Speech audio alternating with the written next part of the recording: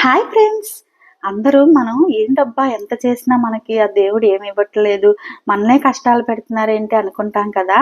అదేం కాదండి, ఆ దేవుళ్ళకే తప్పలేదు. మనం ఎంతండి మానవ మాత్రలు. రాదనుకోలేదు కదా కృష్ణుని ప్రియురాలుగా మాత్రమే మిగిలిపోతుందని. అలాగే సీత కూడా కలగనలేదండి రామరాజ్యంలో ఉండాల్సిన తను అరణ్యవాస్యంలో ఉంటుందని. సతీదేవి కూడా ఊహించలేదంట హోమంలో అగ్నికి ఆహుతవుతుందని, శివుడికి దూరం అవుతుందని. అట్లాగే ఎవరి జీవితంలో ఎప్పుడు ఎలా మలుపు తిరుగుతుందో ఎవరికీ తెలియదండి.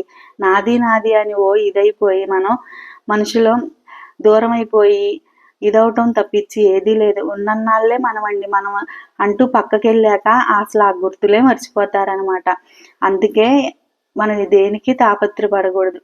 ఉన్న జీవితంతో కాలంతో పాటు ముందుకు నడుచుకుంటూ వెళ్ళాలి.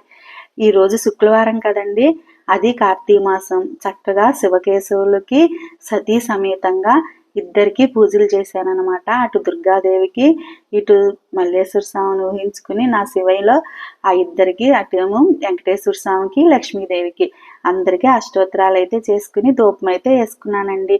నేను చెప్పింది కరెక్ట్ అయితే ఓం నమ శివాయ అని కామెంట్ చేయండి. నన్ను సబ్స్క్రైబ్ చేయండి.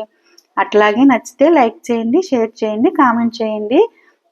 మరి నేను చెప్పింది నిజమా కాదా? అయితే ఓం నమ శివాయ అని కామెంట్ అయితే చేయండి.